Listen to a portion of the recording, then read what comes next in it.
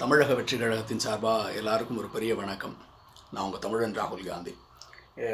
இந்த ஒலிப்பதிவு ஏன் அப்படின்னா ஒரு முக்கியமான காரணம். நேற்றைக்கு திருவள்ளூர் மாவட்டம் பொன்னேரி தொகுதியில் தளபதி விலையில்லா வீடு வழங்கும் திட்டத்தின் கீழே 2 பயனாளர்களுக்கு அந்த மாவட்டத்தினுடைய தமிழக வெற்றி கழகத்தின் சார்பாக 2 விலையில்லா வீடுகள் கட்டித்தரப்பட்டுச்சு.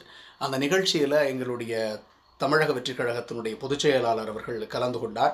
அவர் கலந்து கொண்ட பிறகு செய்தியாளர் சந்திப்பில் ஒரு செய்தியாளர் ஒரு கேள்வி கேட்கிறார். என்ன கேட்கிறார்னா, இப்படி தமிழக வெற்றி கழகத்தின் நிர்வாகிகள் எல்லோரும் பணம் செலவு பண்ணி இந்த வீட்டை கட்டி கொடுத்துருக்குறாங்க.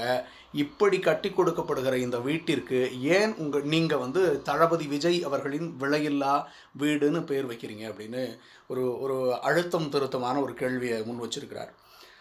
என்ன பதில்னா, தமிழக வெற்றி கழகம் என்கிற ஒரு கட்சியின் சார்பாக அதன் தலைமையின் கீழ் செயல்படுகிற ஒரு மாவட்டத்தின் நிர்வாகிகளும் தலைமையும் சேர்ந்து இந்த வீடுகளை கட்டி கொடுத்துருக்குறாங்க. ஏற்கனவே திருவள்ளூர் மாவட்டத்தில் 10க்கும் அதிகமான வீடுகளை கட்டி கொடுத்துருக்குறாங்க.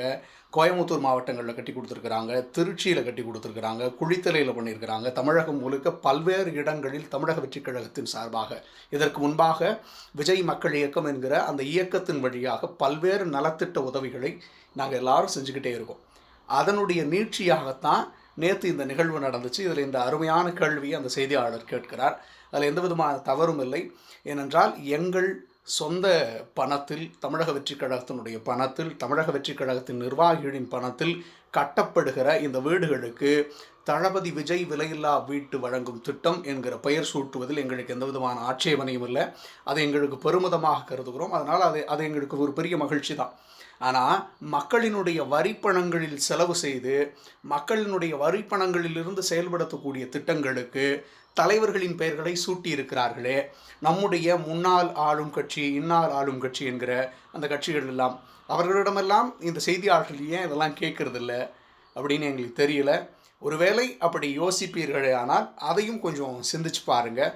நம்முடைய வரிப்பணத்தில் நாம் நமக்காக கட்டுகிற அந்த வரிப்பணத்தில் செயல்படுத்தப்படுகிற திட்டங்களின் பேரில் தமிழ்நாடு அரசின் திட்டம் என்கின்ற அந்த முன்மொழிவை எல்லா அரசியல் தலைவர்களும் இனிமேல் கொண்டு வரணுங்கிறத தமிழக வெற்றி கழகத்தின் சார்பாக நாங்கள் கேட்டுக்கிறோம். தொடர்ந்து மக்களின் ஒவ்வொரு செயல்பாட்டிலும் தமிழக வெற்றி கழகம் தொடர்ந்து தன்னை ஈடுபடுத்தி கொண்டே இருக்கும். நன்றி, வணக்கம்.